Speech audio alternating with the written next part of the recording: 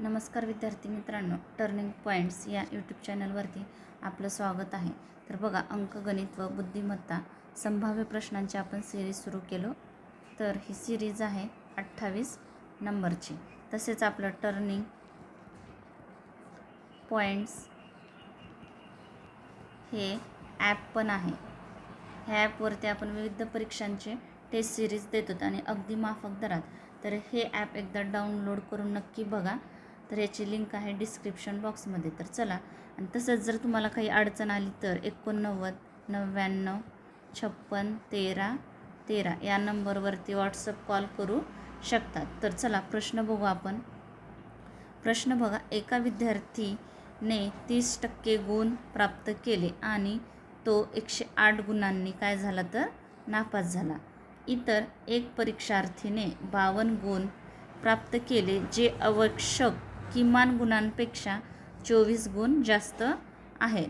तर पास होण्यासाठी आवश्यक किमान किती टक्के गुण पाहिजे आहेत. तर बघा, आता इथं 30% घेऊन 108 मार्कानं घेतलं तरी पण तो नापास झाला. पण 52% गुण घेतला आणि 24 गुणांनी जास्त गुण भेटले त्याला पास होण्यासाठी. तर आपल्याला पास होण्यासाठी किमान किती टक्के पाहिजे आहे. तर बघा, आता 30% घेऊन काय झाला, 108 मार्क्स घेतला आणि नापास झाला. आणि 52% घेतला आणि 24 गुण जास्त भेटले आणि पास झाला तो किमान गुणांपेक्षा.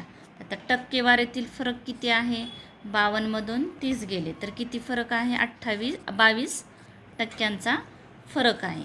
आता बघा, इथं लक्षात ठेवायचं, जर एक नापास आणि एक पास असेल तर गुणांची काय करायचं, बेरीज करायचं. तर बेरीज काय, 108 अधिक 24 तर किती झालं, 132 होतात.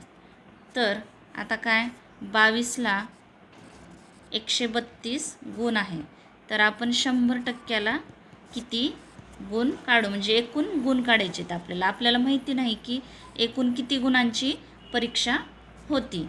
तर तिरपा गुणाकार 132 गुणिले 100 भागिले 22.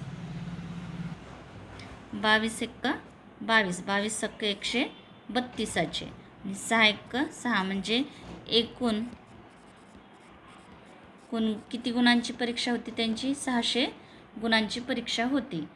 तर आता 186 गुणांपैकी 108 गुण पडले आणि तो काय झाला तर नापास झाला.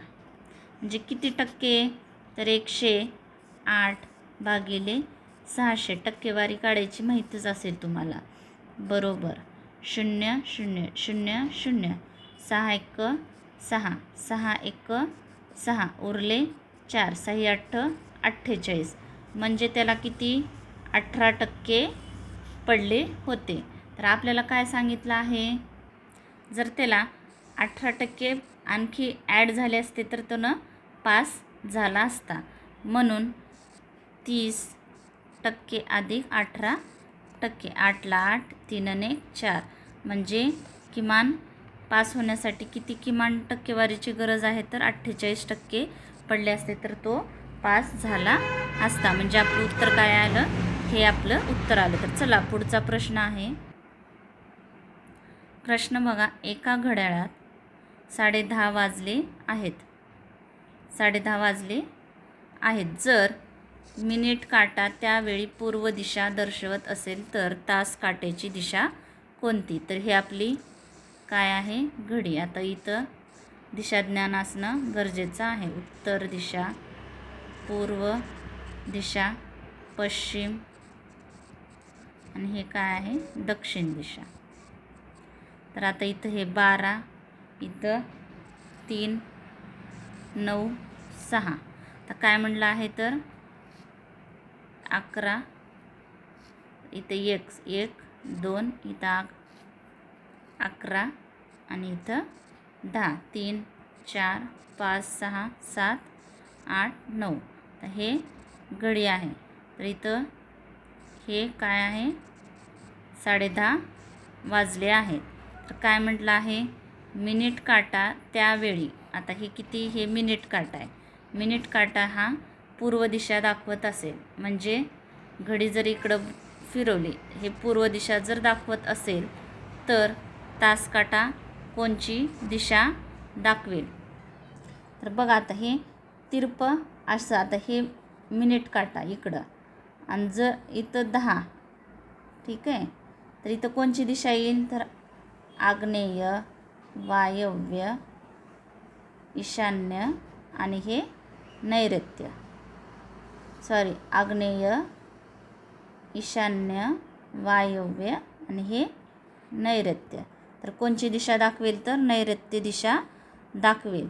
मिनिट काटा त्यावेळी पूर्व दिशा दर्शवत असेल तर तास काटा कोणची दिशा दर्शवेल, तर नैऋत्य दिशा दर्शवेल. बघा, उत्तर, पूर्व, पश्चिम, हे दक्षिण, आग्नेय, ईशान्य, वायव्य आणि हे नैऋत्य दिशा. आ, ई, वा, न, दे लक्षात ठेवायचं. तर उत्तर काय आपलं नैऋत्य दिशा आहे. तर चला पुढचा प्रश्न घेऊ.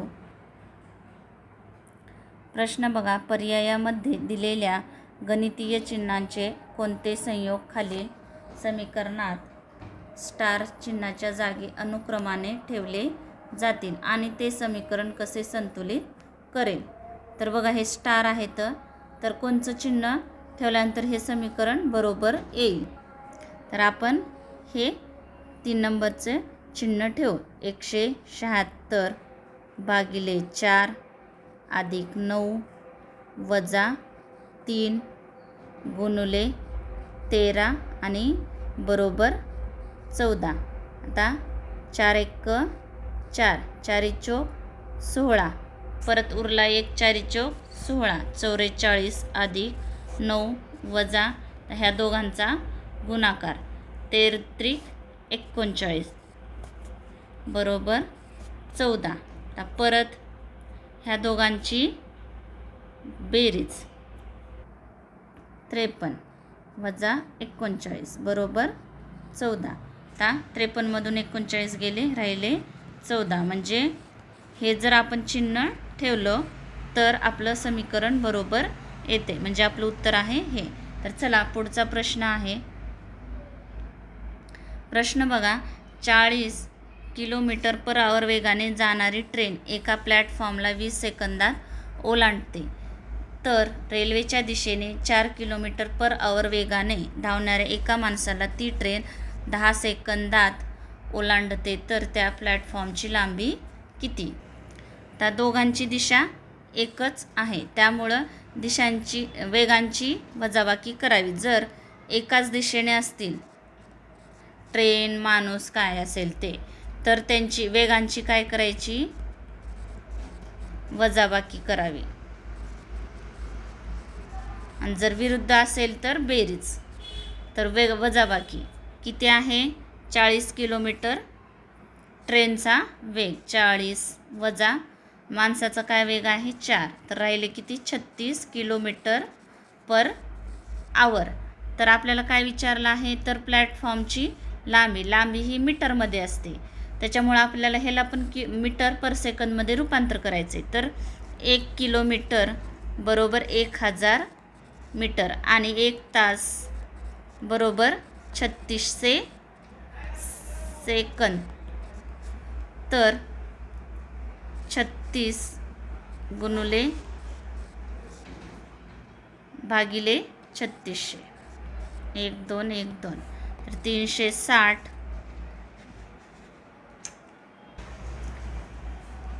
ला 36 सेकंद. तर 10 सेकंदाला किती तिरपा गुणाकार 360 गुणिले 10 भागिले 36. 36 1 36, 36 1 36, 0 10 10 100. म्हणजेच काय, त्या प्लॅटफॉर्मची लांबी किती आहे, तर 100 मीटर त्या प्लॅटफॉर्मची लांबी. आपण हे काय काढलो, रेल्वेची लांबी. तर आपल्याला प्लॅटफॉर्मची लांबी विचारलं आहे. तर त्याच्यासाठी तर हे किती 440 किलोमीटर पर आवर वेगाने ट्रेन एका प्लॅटफॉर्मला 20 सेकंदात ओलांडते. तर याला पण आपण आता मीटर पर सेकंदमध्ये रूपांतर केलं तर 400 मीटरला 36 सेकंद. तर 20 सेकंदाला किती? परत इथं तिरपा गुणाकार 400 गुणुले 20 भागिले 36 ह्या दोघांचा गुणाकार 4 दोन्ही 8 0 0 0 भागिले 36. जर 36ने ह्याला भाग घातलं तर 222.22 येतात. तर हे आपल्याला काय भेटलं तर रेल्वे प्लस प्लॅटफॉर्मची लांबी भेटले. तर आपण इथं काय काढलं होतं? रेल्वेची लांबी काढलं होतं. किती निघालती? 100. तर 222.22 वजा 100 तर 122.22 मीटर त्या प्लॅटफॉर्मची लांबी येते. म्हणजे आपलं उत्तर काय आहे? तर हे आपलं उत्तर आहे. तर चला पुढचा प्रश्न आहे. पहिले पद 2367 आणि शेवटचे पद 4589 असलेल्या अंकगणितीय श्रेणीची सरासरी काढा. तर सरासरी श्रेणीची सरासरी बरोबर शेवटचे पहिले पद अधिक शेवटचे पद. तर पहिले पद किती आहे? 2367 अधिक शेवटचे पद 4589 भागिले किती पद आहेत? एकूण 2. हे 2 पद. म्हणजे बेरीज 7 आणि 9 16ला 6 हातच्याला 1 6 ने 7 7 आणि 8 15ला 5 हातचाला 1 परत 5 आणि 4 9 आणि 4 आणि 2 6 भागिले 2 बेक बे बेत्रिक 6 उरला 1 बेस चोक 6 बेचोक 8 इथं उरला 1 बेसत्ती 14 परत उरला 1 82 16. तर श्रेणींची सरासरी काय आहे? तर 3478 ही श्रेणींची सरासरी आहे. म्हणजे आपलं उत्तर आहे हे. तर चला पुढचा प्रश्न आहे. प्रश्न बघा. सरळ रूप द्या. 156 वजा आता इथं 6चा वर्ग काय येतो? 6 6 36 वजा 5चा वर्ग 5 5 25 अधिक आता इथं हे कंस सोडून घेऊ आपण 25 गुणुले 25 भागिले 625 इथं 25 1 25 25 25 25 दुनी 50 उरले 12 125 झाले 25 5 600 आणि परत 25 1 25 25 1 25. तर इथं काय आलं? 1 आलं. आता परत इथं 100 हे वर्गमुळातलं घेऊ आपण 121 भागिले 11 अधिक 110. तर इथं काय येणार? गुणुले इथं काय राहिलं? आपलं 1 राहिला. तर 11 1 11 11 1 11 उरला 1 11 1 11. तर काय राहिले? 11 अधिक 100. तर या दोघांचा गुणाकार 110 1 110. तर या दोघांची बेरीज काय ते? 1ला 121 हे कसं येते? वर्गमुळात. तर 121चे वर्गमूळ काय ह्याचं? तर 11चं वर्ग 121 आहे. तर इथंपर्यंत काय आलं आपलं? 100 हे 11 आलं हे कंस. आता आपण ह्यांची वजाबाकी 6 मधून 5 गेले 1 राहिला 3 मधून 2 गेले 1 राहिला अधिक 11 11 आणि 11 22 वजा 156. 6 मधून 2 गेले, 4 राहिले, 5 मधून 2 गेले, 3 राहिले, 1 ला 1. तर हे समीकरण सोडवल्यानंतर किती आलं? 134 हे आपलं उत्तर आलं. म्हणजे काय उत्तर आपलं? हे. तर चला पुढचा प्रश्न आहे. खाली 4 अक्षरसमूह दिले आहेत. त्यापैकी 3 विशिष्ट तऱ्हेने समान आहेत आणि एक वेगळा आहे. वेगळा असलेला पर्याय निवडा. तर T, U, R, V. T आहे 20 नंबरला, यू आहे 21 नंबरला, आर आहे 18 आणि व्ही आहे 22 नंबरला. आता बघा तुम्ही लक्ष द्या. 20 अधिक 1 21, परत 21 अधिक 1 22 आणि ह्याच्यात किती वजा केला आहे? किंवा 18 अधिक 2 20, 20 अधिक 1 21, 21 अधिक 2 22. आता पुढचा बघू पर्याय. X, Y, V, Z. X कितीला आहे? 24 नंबरला, वाय आहे 25 नंबरला. तुम्ही ABCD लिहा यमपर्यंत. यमच्या खाली यन कंटिन्यू करा आणि इकडं उलट ABCD कंटिन्यू करा. झेड एकाखाली एक अक्षर लिहा आणि 1 2 3 असं. यम हा 13 नंबरला येतो, यन 14 नंबरला कंटिन्यू करा. म्हणजे अशा प्रकारचे गणितं सोडवण्यासाठी तुम्हाला मदत होऊन जाईल. तर व्ही आहे 22 नंबरला आणि झेड आहे 26 नंबरला.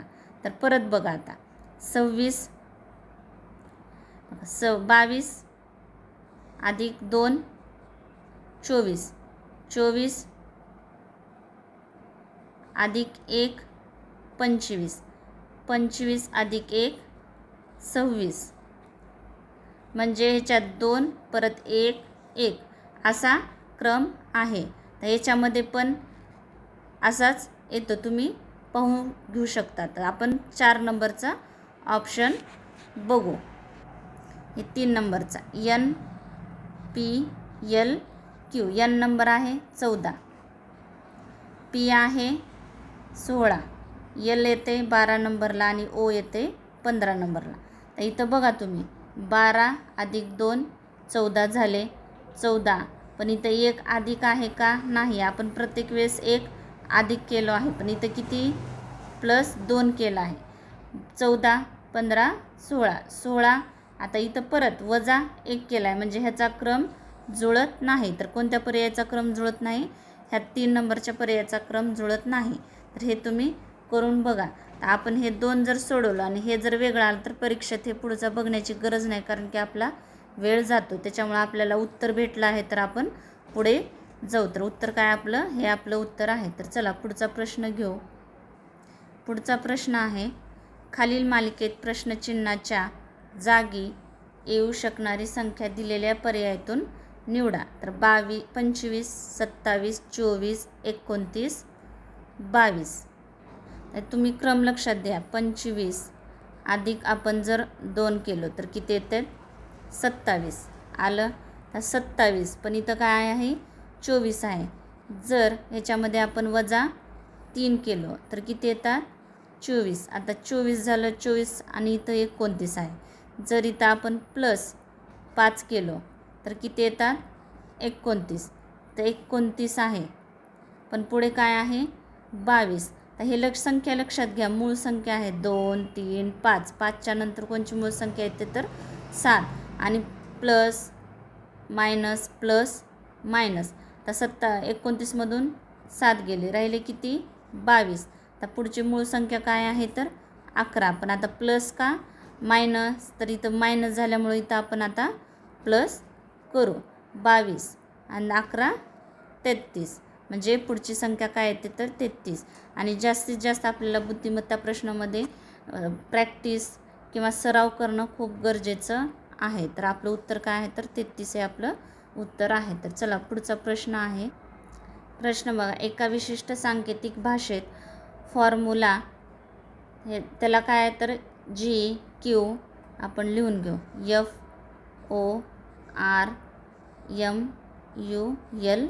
A त्याला काय संकेतबद्ध आहे तर G Q U परत Q X N B असे संकेतबद्ध केले जाते. आणि फिटनेस NESS त्याला काय संकेतबद्ध आहे तर G K W R H U T असे संकेतबद्ध केले जाते. तर त्याच भाषेत फॉरेवरला कसे संकेतबद्ध केले जाईल? FOREVER.